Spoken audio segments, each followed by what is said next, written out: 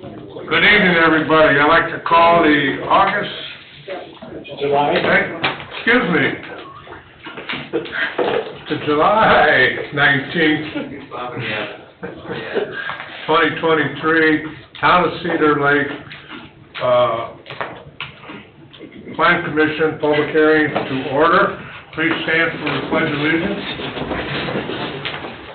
I pledge allegiance to the flag of the United States of America and to the republic for which it stands, one nation, under God, indivisible, with liberty and justice for all.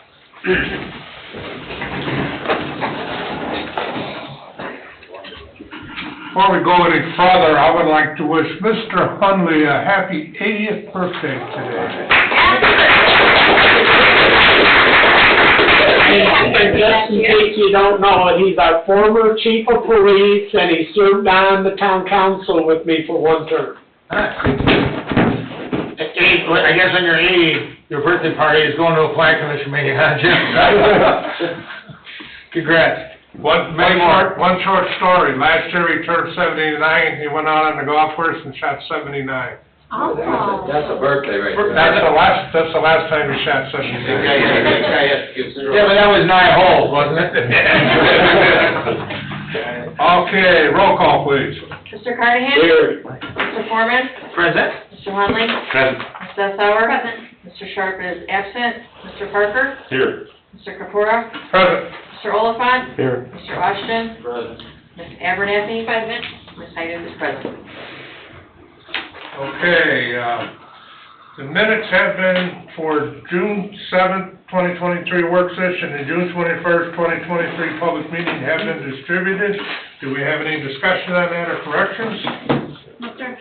If not, then I'll entertain a motion to accept. Motion to accept. Motion made by Mrs. Foreman, I'll second. seconded by Ms. Dessauer. Roll call, please. Mr. Carnahan? Yes. Mr. Foreman? Yes. Mr. Hunley? Yes. Ms. Dessauer? Yes. Mr. Parker? Yes. Mr. Kapura? Yes, motion carries 6-0. Okay, first order of business, number 1, 2023-09, 141 Street Partners Preliminary Plat Extension Request, owner 141st Partners LLC, Mike Neubauer, 2802 East 139th Avenue, Crown Point, Indiana. Petitioner, 141st Partners LLC, 2802 East 139th Avenue, Crown Point, Indiana. Vicinity of 10702 West 141st Avenue, Cedar Lake. Petitioner is requesting a one-year extension for the preliminary plat of a one-lot subdivision. Petitioner here. I don't see a petitioner. As you'll recall, at our July work session, we had this present. Initially, they were going to go for final plat this month. It was discussed at that meeting that they were going to wait a little bit longer till October area on getting the final plat, which then has made the preliminary plat expire. As such, they have sent forth a request to extend the preliminary plat for 1 year. If extended, that would extend it to July 20th of 2024. Okay, so we just defer them until, They would need the plat extension, otherwise the plat expires and they'd have to replat it, or do the preliminary plat again. This is just to extend it until they get to that final in October area where they ask. so we need to extend it tonight, but they're not here. Right. Not really. Well, They're not here. That's working on them, not you. So we hear from them next month or in October, that's when we hear from them. Well, how did they go from October to, I remember the conversation, but why are we talking a year now? that's just to extend the preliminary plat. So you guys approved the preliminary plat July 20th of last year. For our ordinance, a preliminary plat is only good for 1 year unless a phase is given final plat. So your bigger subdivisions, when they're doing 4 phases, they do the final plat of 1 phase, it then extends it past that final plat. They got preliminary plats last year, they're doing one giant final plat, but because the final plat isn't going to be done until after the preliminary plat would have been approved last year, it would then expire tomorrow. I know, but what's their actual time frame though? Because why do they need another year? That's the standard to request an extension, similar to a BZA variance, they can go in front and request a year extension to make sure that there's an additional time frame. It's allowable in the ordinance to Hey, request. Heather, the letter states the additional times will allow to finalize public utility installation prior to finalizing the letter of credit amount and final plating. Yeah, I think that's the reason. well, yeah, I remember the conversation when they were here. I don't know. They have doing work out there still. To my knowledge. That's to do with money. It's all about surety and posting. I mean, will they need a year? Probably not. So, I think it's up to your discretion. You don't have to give them a year.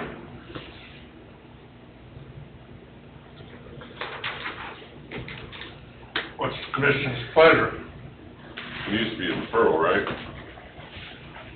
Well, we got a letter from DVG, Mr. Parker. So based off of that, Mr. Chairman, the letter requesting a year, it's a vacant piece of property now. You know, last night at the council meeting, we had a 141st Parish request for annexation, so I think their building that they're proposing is a good-looking building. I would like to make a motion, when we get to that time, Mr. President, make a motion to approve the one-year extension. But we don't have any surety right now, correct? None. That doesn't come till final plat. Right. I guess that's the conversation I'm talking about from last time. So they're doing the work there. They're moving around. They're moving dirt and installing the utilities, which we allow to happen after they receive preliminary plat. They're allowed to do groundwork and install utilities, install infrastructure, because depending on how much infrastructure and utilities they get in, depends on their letter of credit amount. The posting amount. I'll second John's motion. Motion made by Mr. Foreman to extend the petitioner's request, to grant the petitioner request for a one-year extension, and that will be till, what date? July 20th of 2024. Till July 28th, 2024, second by Mr. Carnahan. Any discussion? If not, I'll entertain, I already got it. Roll call. Roll call. Mr. Carnahan? Yes. Mr. Foreman? Yes? Mr. Hunley? Yes. Ms. Stefauer? No. Mr. Parker? No. Mr. Capora? Yes. Motion carries 3-2. 42. 4-2, sorry. Can't count the ladies. Number 2, Sentier, final plat. Owner petitioner CL 133 LLC, 9901 Express Drive, Highland, Indiana. Owner petitioner CL 133 LLC, oops, I wrote that. Sanity, 9720 West 133rd Avenue, Cedar Lake, Indiana. Petitioner is requesting a final plat for a 2-lot subdivision. Hi. Good evening. I am Bruce Boyer of Boyer Properties in CL 133. We are here tonight requesting the final plat approval this is for the Sentier Cedar Lake PUD. It was previously approved, located at 9720 West 133rd. We've received Don's final review letter with no additional comments. We've provided and paid for the inspection fees. We provided the irrevocable letter of credit, and I in fact delivered the signed Mylar this afternoon. So I think we're ready to go. Anything done? Mr. Boyer is correct. We issued a letter on the 10th of July with no further comments on the plat, and also the letter of credit amount and the 3% inspection. The 3% inspection comes out to $1,949.10. The performance letter of credit will be established in the amount of $71,467.00. Okay. Building department, anything? Just gonna comment again what Mr. Boyer stated. We did receive the 3% inspection fee this afternoon. I receipted it in once I received it. We also are in possession of the letter of credit, so if approved tonight, can be on the August 1st town council agenda for their approval and acceptance, and I have the Mylar here tonight for you to sign. I'll have to get in contact with Mr. Sharp for his signature. Okay, any discussion, commissioners? None? No, sir, not for me. Okay, then I'll entertain a motion.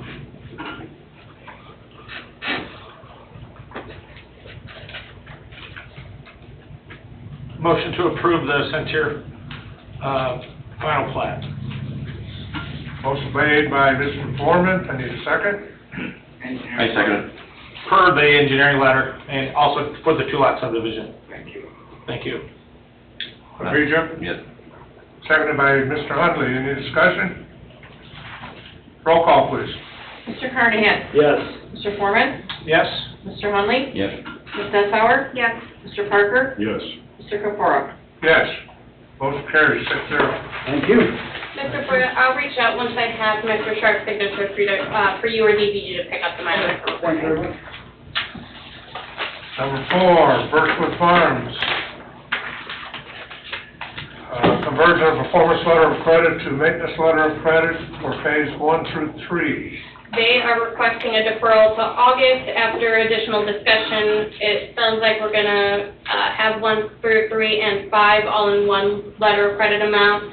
So the request is to wait until August, once the final plat for 5 can be done in one letter of credit. Any discussion? No, sir.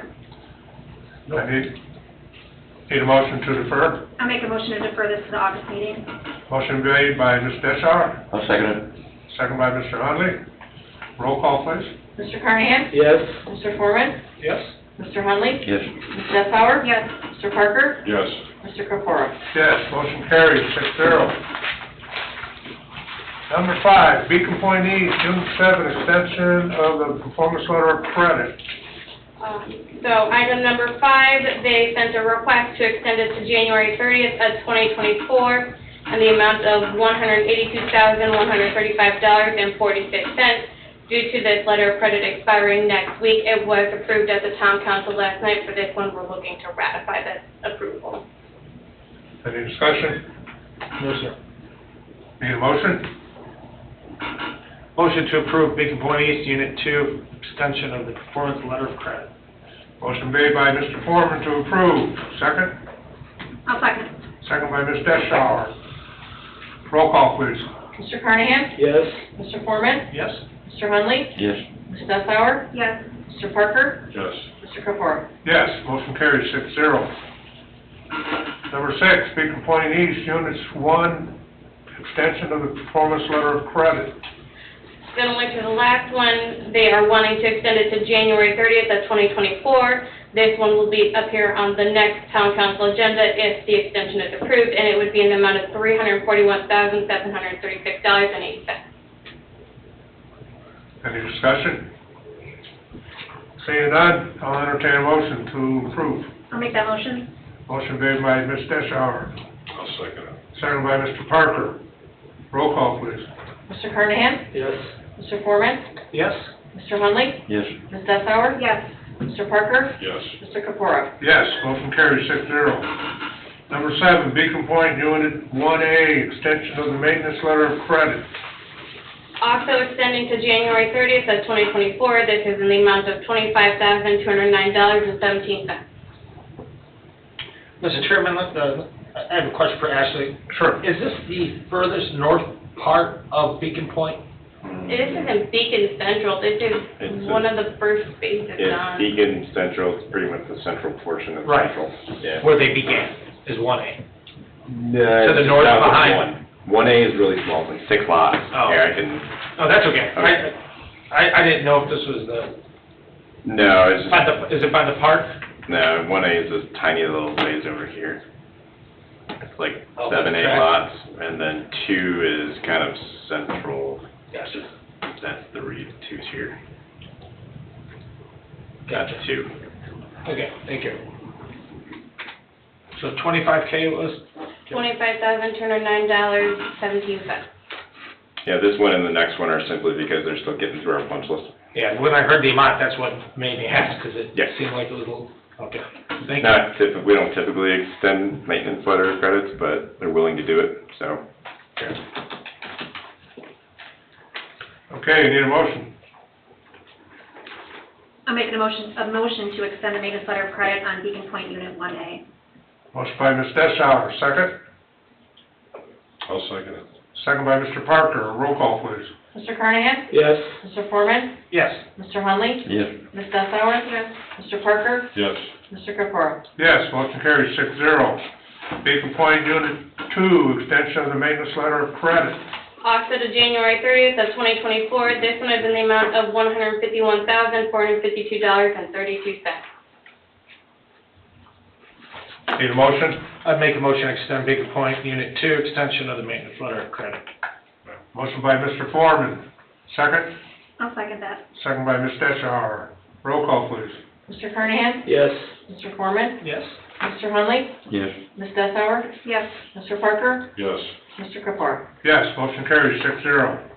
Update items, building regulations and fee amendments. Being reviewed. Hot off the presses, you've received a two-page staple packet. Please ignore the first one you received. The second one is updated. I found a small error on the proposed calculation, not with the possible numbers, but with the calculations to show the final amount. The top sheet is what the current rates are for a building permit, excluding any zoning fees or anything else that would be tacked on top of that. This is just based off of what the building department would use to calculate based off of home size. This is generally an approximation. I used a 1,600 square foot house, which is about the minimum you could build, to give you an estimate of what the total fee would be in the building department to inspect and do all that they need to do within that department. So right now, a house of that size would give you about a $3,400 building permit cost. And I also showed the tap fees and everything, so everyone gets an idea approximately of how much a building permit would cost for a house here in Cedar Lake. Generally all in, it's a very hard target to hit because it has a lot of variables. The proposed numbers on the second page shows about a 56% increase from the current rates on average, which comes out to about $1,900 additional. That is based off of the historic increase of the building department. Salaries go up a certain percentage every year. This is cost-based, so there's no, well, we think a house should be $6,000. It doesn't work like that. This is just based off of the cost of inspections, so I just took the existing, what we've got, added approximately 56%, or tried to get it as close to 56% as possible to cover the increases in the department from 2017 to today, and then to try to take us 5 years out, so that way in 5 years, every 5 years our rates and charges should be evaluated for making sure that we're covering our costs. So I'm trying to get this to a point where it covers our costs for the next 5 years, to where then the administration can review the fees for their appropriateness of that time. This is just for you guys to kind of take home, digest, review, look at, and give your feedback. Okay. What's your objective? End of year? Sooner? What's your goal? Ideally before the end of the year, if possible. We do have a lot on our plate, but this was kind of part of the heavy lift. Some of these items you see on here, I would like to see consolidated. So for instance, if you look down at the bottom towards mechanical, we've got $25 for a furnace, $25 for an air conditioning, or AC unit. Right now, those are two lines on our building permit sheet that our building inspectors have to go through. I would like to just consolidate those up, since they would ideally be the same cost if the Plan Commission and Town Council agree, so that way we can start eliminating and kind of cleaning up the building department worksheet. When was the last time these prices were adjusted? 2017. Oh, wow. I mean, they didn't go up much. No, the big one that you'll see at the top, the way that we calculate first is you start up at the structure type. So you start out with the square footage, and then of whatever structure, building project you're looking at, you'll then use that square footage and multiply it by the multiplier. So for a dwelling structure of 1,600 square feet, you'd multiply that by, if it's the current building department rates that we're using, 100 to come up with $160,000, which is the estimated construction value of that house.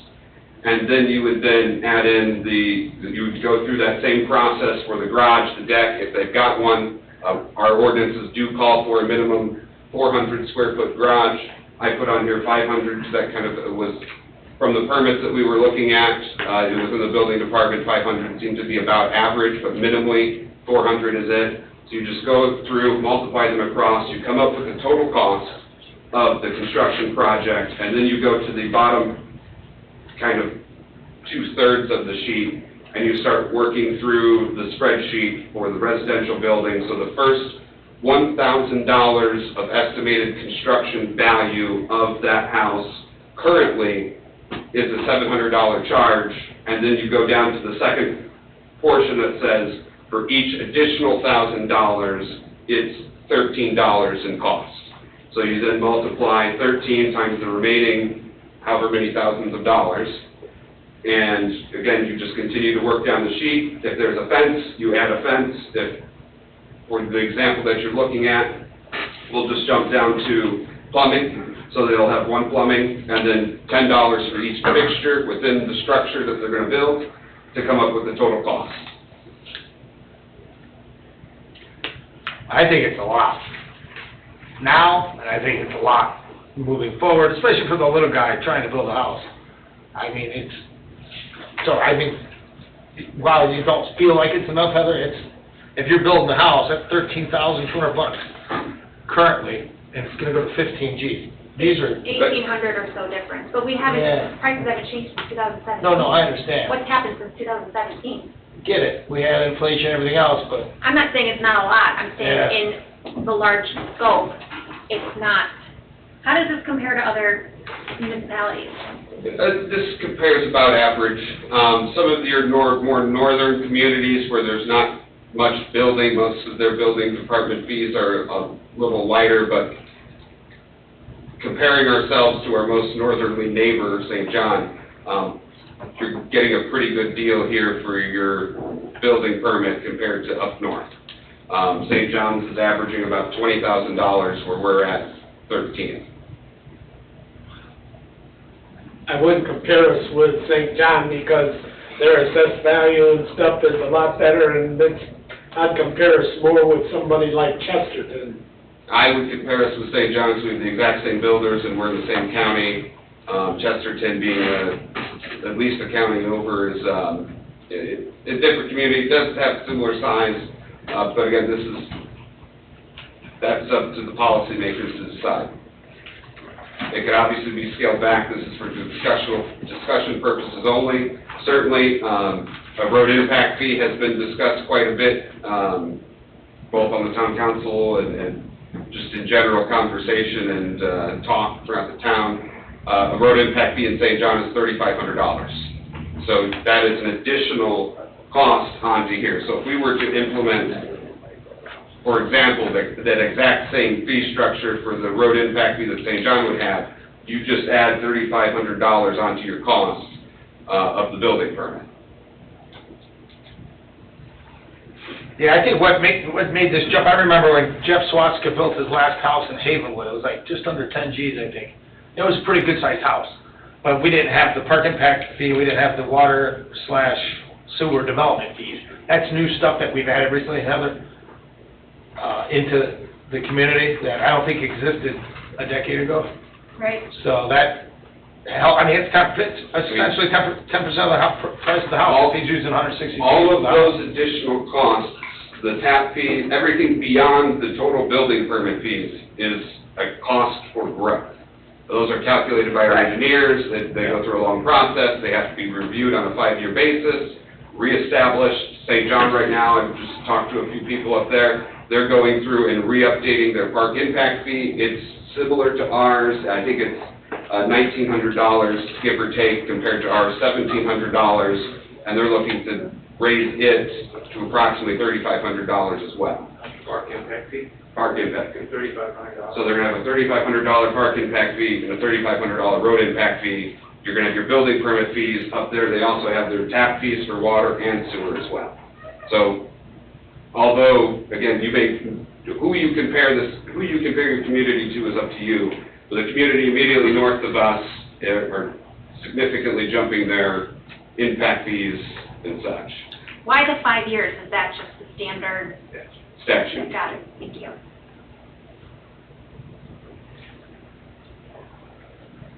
Any other questions? Like, Discussion? it is up to 5 years, or it could be less than 5 years?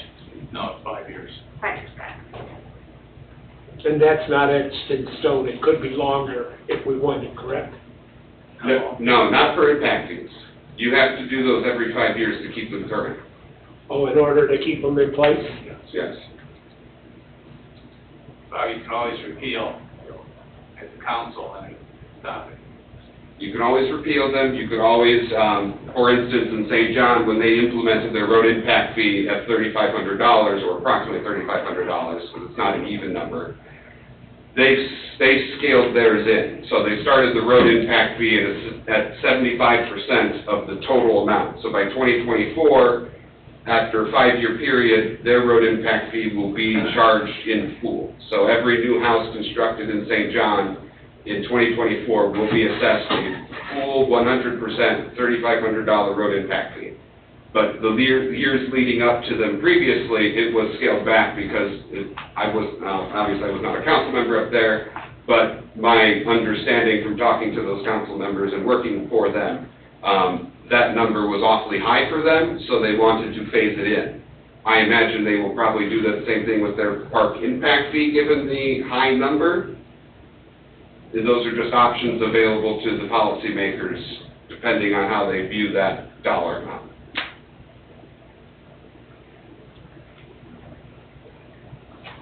So this is just for review, so we're not taking any action. Correct.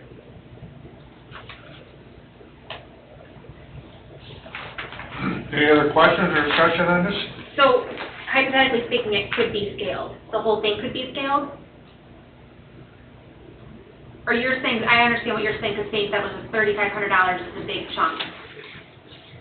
The building permit numbers, in my mind, cannot be scaled because there's too many variables in place to scale that. A park impact fee or a road impact fee, where it's a set amount per house, regardless of how big or how many, bathrooms you have in it, it's one number, whatever the size. The building permit costs here, as you see, and you can take it home and run your own numbers if you want. If you build a gigantic 4,000 or 10,000 square foot house, it's a multi-million-dollar house, you're going to see a significantly larger building permit fee solely based on the square footage of the house, the amount of plumbing fixtures within the house, if you've got a fence, a deck, the size of the deck, the size of the garage, if you've got a pool, if that pool is in-ground or above ground. It's an enormous amount of variables to put this into a scaled rate. So that would be my explanation to that. Thank you. Does the county have an impact fee for unincorporated area? No. The county also does not require sidewalks, storm drains, curbs, lights, trees, all that stuff. Building a municipality is significantly more expensive based on the amount of public infrastructure somebody has to install. Well, they don't approve residential subdivisions very easily either. That too. It's rural ag. So we review this, and then we discuss it at the work session? Yes. Okay.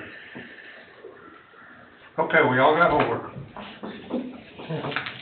Okay, next, number 2, Rose Garden Estates, Unit 3, performance letter of credit expires August 22nd, 2023. They sent a request to extend in full for an additional year that you will be seeing on your agenda next month. No reduction? No reduction, full amount, about $2 million. How's that punch list going, Don? Grow there. No progress? Nope, still 17 pages. Let's keep that amount there then. Wow. Okay, and we'll have time to extend that at our next meeting, which is, what's the date of the next public August hearing? 2nd will be your work session and 16th will be your public meeting. What was the date for the public hearing? 2nd and 16th. 16th, okay.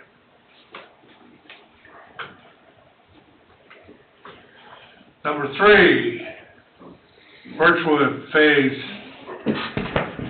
1, performance letter of credit expires October 5th, 2023.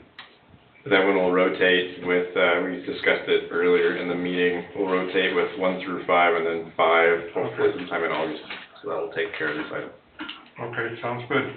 Number 4, Centennial Phase 12, maintenance letter of credit expires October 13th, 2023.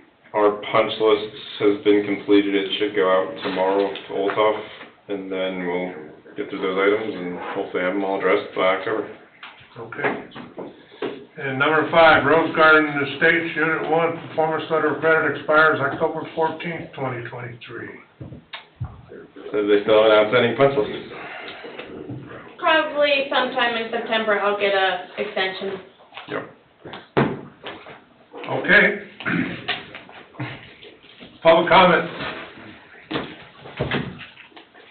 Public, please. Name and address, please.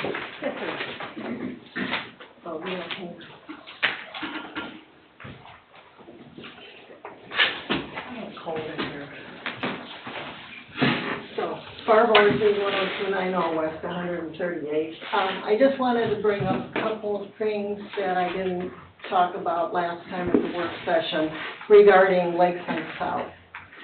I don't know when Schillings is going to come back with their redone design, but a couple things as I said, a couple things that I wanted to bring up is 141st Avenue. So the way that the parcel that they have, they're going to build starting from the south end, so it makes most sense for them, for all that construction traffic's going to go down 141st.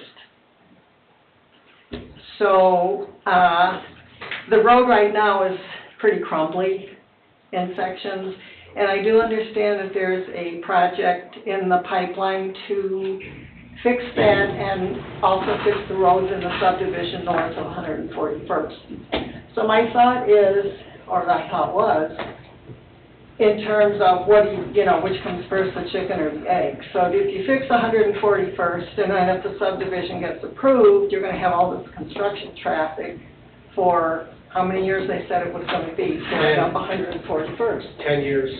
10 years. So if you fix the road now and they tear it up, because you know they're going to tear it up, who pays to fix it then? And if you don't fix it now, then the people that are living over there and use that road all the time are going to have a crummy road for even way longer. So I don't have an answer, but just something that I was thinking about in terms of when you decide to do what. That's a good question. The last thing is, and I have an interest in water issues in general, and I tried to do my own research about some of these things, and I haven't gotten very far, not the answers I want. But there was a comment made by the representative from Schilling about the water supply ultimately coming from the well that was dug, the lighthouse well, whatever, and that he assured you all that there would be enough water for the 600 extra homes that are planned for that area. What didn't get mentioned was what happens to the people who live in that general vicinity that have wells for their water source right now. And I bring this up too because I'm a member of a online community group, not the dreaded Facebook, it's a different group. And there were people there that do have wells that live in the general vicinity, and they're concerned about what a subdivision of this size might do to affect their well viability. So you have conceivably Lakeside, you have conceivably not conceivably, probably other builders that are kind of chomping at the bit to build in that general vicinity as well. And, you know, the other thing is that you don't really know what's going to happen in the space of 10 years. I mean, we could have a terrible drought, worse than we had this year, or we could have 7 inches of rain in 2 hours. You don't know. So, you know, I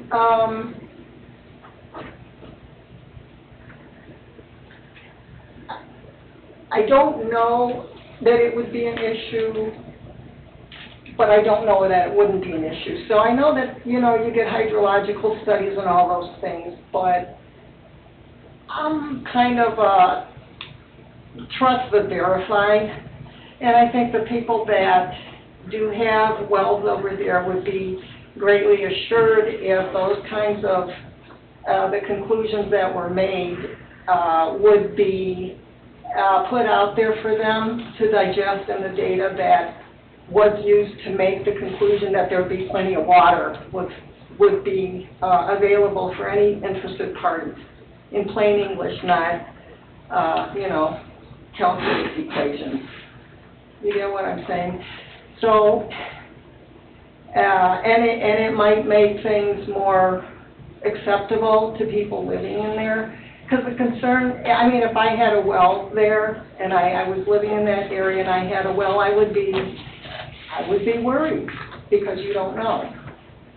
Some of the people that had left comments in this discussion have said, and I'm assuming they followed through, had gotten in contact with the Indiana DNR and asked them to come and do assessments of their wells, because they were concerned about this issue. So they wanted to have, I guess, readings of what your well numbers are. I'll just use that term. Pre-construction, if there is construction, during construction, and post-construction. So if there are any issues, then they have data to support a claim that, hey, you know, we had water that was pretty good, and now with all these homes, we don't have it anymore. So who pays for those wells to be rebored, or whatever other alternative solution there might be? I don't know if it's been a point of discussion. I don't know if this is like stupid, but I know if I was a homeowner there with a well, I'd probably be concerned about it, and I'd like some information to assure me that there wouldn't be issues, but if there were somebody that was going to be responsible for remediating that. Thank you. You're welcome. Mr. Chairman, if I may just make one comment? Yes. So I can speak firsthand on this subject matter. First, I'll take it, the latter part of what you brought up. I live near the Monastery Woods subdivision. I have a home that was built in '48. I bought it from my grandparents. Probably 2015-ish, had a well that went dry. We were also, at the same time, in a very serious drought, kind of like we had earlier this year, right? And lake was low, and many people's wells had gone dry, kind of like this year. I stayed in pretty constant contact with Dustin Sheehy. And 10 years earlier, I would have blamed it on the Monastery Woods. But by being a part of this board, primarily working with engineers and smart guys throughout the last decade plus, I've come to realize that we have various aquifers. We're lucky to be in this part of the Midwest. My well was 125 feet. The aquifers, but I am lower than that well up by a little bit. And so my well went dry because we had a drought. I was convinced, but 15 years ago I wouldn't have believed myself, right? So I learned firsthand about that subject matter. And there's some people that believe the water from all the various aquifers does trickle down through the limestone and get to the deeper aquifers, and then there's others that take the side of, no, they're completely separate. It's 350 feet to 450 feet. It's not got anything to do with a well that's 110 feet. So it's an interesting subject. So that's my 2 cents on that. And then the roads, So this year, July 1, the state passed a new interesting law that we're looking into with consultants and things from a town level. It's a residential TIF, which could theoretically, and with that lakeside, Tax increment financing, so they don't understand the acronym. yeah, so TIF is tax increment financing, you capture the taxes that they're at today. And what it would theoretically enable us to do is reconstruct 141st to 4 lanes if we wanted, because of the interesting opportunity of that law. Now, I don't know a lot about it yet, I'm still reading, learning, but I just wanted to bring that up as well, Mr. Chairman, so that's my two comments. Thank you. Okay. Any other public comment? Hi, Hi, not sure. name and address. Barbara Little, 9602 West 135th Lane. Okay. Not sure if I'm talking to the right group, though. So, the parish project, where we went in and redid parish and set everything back up, you know where I'm at. I'm right on the corner of 135th. And there is a makeshift stop sign put there. And I'm curious if anybody's kind of had an eye on what's going on there. Kids can't get across, and I live right on that corner. I used to be a school bus driver, so I have absolutely no problem pulling my Jeep right in the middle so they can get across. I can't get across from my house to the other side of the street with my dog. Do we have a handicap ramp there or no? Yeah, but it's a makeshift stop sign. What do you mean makeshift stop sign? It's, I don't know what exactly you call it, but it's kind of like the one in front of Hunley's or the Tasty, or not Tasty, what is that? A Like a pedestrian crosswalk? crossing? Yeah, it's literally says stop for pedestrians in the crosswalk. Oh, so you're suggesting make it a better Make a crosswalk? stop sign, please. Like a four-way stop? It's, yeah, I mean, I'm not for a stop sign. Yeah. Not for stop signs or stoplights, but literally, I was walking with the dog the other day, and I went to go across because I had enough room to get across with the dog, and the dude slamming his brakes on. And I'm talking, I came home the other night, 2 nights ago, and there was a woman sitting there on her bicycle with her 5-year-old on his bicycle. They can't get across the street. That's right across from Winding Creek, right? Yeah, on that little house on the corner with the little pointy bushes. Right, which is also a concern with all the kids right there. Oh, it's terrible, and I guess I'm 2 streets behind Streck still.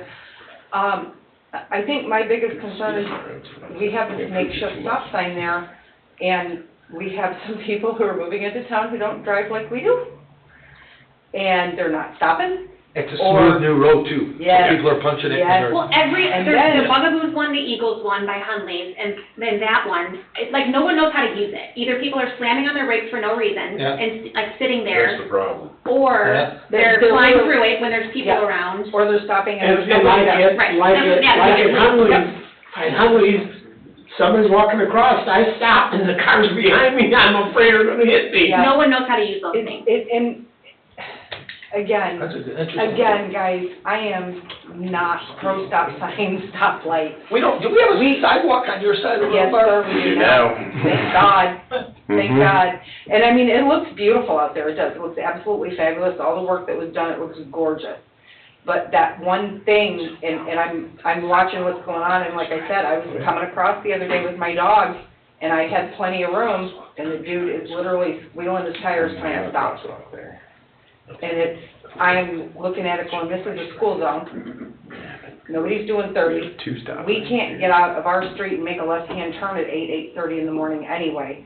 You're having to gun it to get across there because there's so much traffic. I mean, it's kind of a compilation of problems, and I think I'm more worried about the kids. They're not Yeah. even my kids to worry about, but I'm like, I don't want anybody's kid to get hit. It's just, and it's a lot of traffic. There's lots of foot traffic there after Yes. school, and before. It's a lot of traffic. Either Right. foot traffic though too. I mean, there's a lot of people who utilize that to walk their kids to school. They have a stroller, they have a dog, They and do. they have their 6-year-old or Yep. whatever. They do Yep. it every day. Yeah. That's a concern, and it's. As a crosswalk by Jane Ball, you're a teacher there now, right? I am. Would it make more sense if we did do a pedestrian cross to do it up by the Strack, right across from Jane Ball, so the kids could walk all the way up there and then make it, because it's a little flatter, isn't it? Yeah, but if you're gonna stop traffic, you don't wanna be that close to 133rd. There's lots of walkers, and there's also lots of parents that park in that church right there, and their kids walk from school to that church parking lot. Yeah. But we also have a lot of walkers that walk over to like your subdivision or Winding Creek right there, because it's so close. Yeah. It's a problem, and I think you're right, part of the problem is that now that street is so nice and clean, you guys did such a good job on the street, Don, Yeah. that now it's, people are just flying Yeah. because they can. And no one pays attention to school zone either. We need cops there all the time during It's school. posted as a school zone. It's, no one pays attention. I know. Just like they don't know how to use the stop sign, the pedestrian crosswalk. I mean, we could do a four-way It stop. probably would have, this is a good board to bring it up, of course, but Yeah, I wasn't sure which one. Chris, can you make sure this gets the police chief? Yeah, I'll This is a direct, ask him if it's to do a warrant analysis. Stop signs are not used to control traffic speeds. we'll write tickets. But we'll see if it's something that is warranted for a stop sign, and certainly we can ask him to add it to an additional patrol route. Yeah, I think I always see the police officer sitting across from the Jane Ball, parked diagonally, looking for speeders.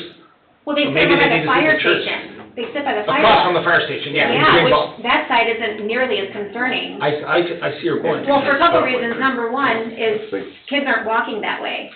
Right. They're being driven in, and that's the pickup drop-off lot, so that's, they're pulling in over there. But there's a lot more pedestrian traffic and speeding being done from, Yeah, and You- people you- pulling out of Strax right by her house. Yeah, It makes sense. it's school, I shouldn't say it's schools in, but more so it's schools in, you can't speed up there. You 'Cause it's can't. jam-packed. There's too much traffic. It's down where I'm at, and honestly, I don't even know that my concern is the fact that people are speeding, because people are gonna speed no matter what, they're gonna speed down the street, they're gonna, whatever. You cannot, I don't understand how a child, that is a school zone, like you said. I don't understand how a child is Yeah. supposed to get across there when people aren't stopping. Yeah, that's, If they don't register that as an actual stop sign. If that makes, I Yeah. hope that makes sense, but I mean, literally, I was walking across with the dog a couple days ago. Guy's driving along and he's slamming his brakes on, and he had plenty of time to see me, and I had a brake paint shirt on. yeah. people just don't pay attention in They're general. playing with their They're phone. still looking at their phone. I hate to say it. It's true, but It's dangerous. it's I think it's maybe a corner that maybe somebody could take a look at and maybe consider putting a stop sign on. Yeah, Chris will get with the chief. Okay. Well, the other thing too it would help with is that the pickup drop-off, when they come back through after the school, they're turning by Strath. And so there's cars sitting there waiting. And so if traffic is nonstop, that creates a bottleneck, which is the school's problem, not the town's. But it would also relieve people hauling and allow people to get in and out of the school easier. Yeah, you're right. What about a crossing guard during school time?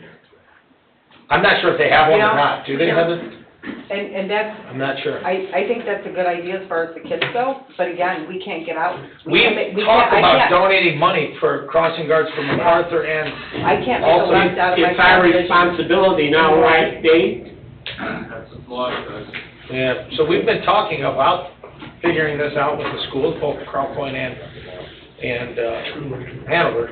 I think a crossing I guard don't would be know great, what- but I see what Especially you're for little saying too. kids. I drive by there 10 times a day, it's a disaster. I can't get out Yeah. in the mornings, I cannot get out of my subdivision. What if a crossing guard sees one or two cars there, hold the flag up a little bit longer, let those two cars get out there? Yeah, I mean, if they can, It had to I've be never a- been a crossing, I was a school bus driver at one time. Yeah. I was never a crossing guard, so I don't know what kind of thing. But Yeah. like on Saturday or Sundays when there's no school, they're going, if you're trying to get across with your dog, there'll be no protection there for you. Yeah, and it's just kind of one of those things, if you guys would take a minute and Well, Chris is gonna bring it up to consider the it. police, Chief Fisher, so Awesome. we'll see later, because we can't make a decision here. Yeah, no, I know, I'm just. But it's a point well taken. Yeah, thank you for coming in. for- Yeah. You couldn't talk Tom into coming with you?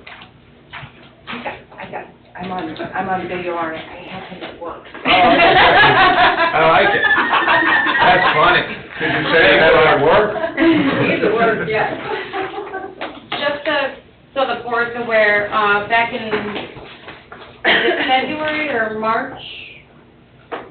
Mr. Sharp, requested that Chris get together a working group with public safety officials, myself and Chris, Don, to work on getting a local road safety plan, so please keep an eye on, because once we get that back from engineering, there is going to be a public forum where the public is invited to come forward and provide input like you just provided, so that we know what it is that you're seeing on the streets of where we need to look for. Curiosity, would it help at all, because I'm right on that corner. Could you come back so they can Oh, I'm get you in the recording, sorry. I'm sorry, would it matter, would it help if, because I'm on that corner, I literally live on that corner, would it help if I started recording things and saving the ones that I'm talking about? Chief Fisher needs it. This is- No, because you're not gonna be able to record speed and the things that they will need to do any warrant analysis. Okay, okay. Good idea, though. Thanks, Bud. Yeah, absolutely, thank you guys, I appreciate your time. Thank you. Have any other public comment? Any other public comment? Seeing none, the public comment is closed. The next, Plan Commission work session, meeting will be August 2nd, 2023 at 6 p.m. Oh, yeah. Meeting is adjourned. I know. Adjourned.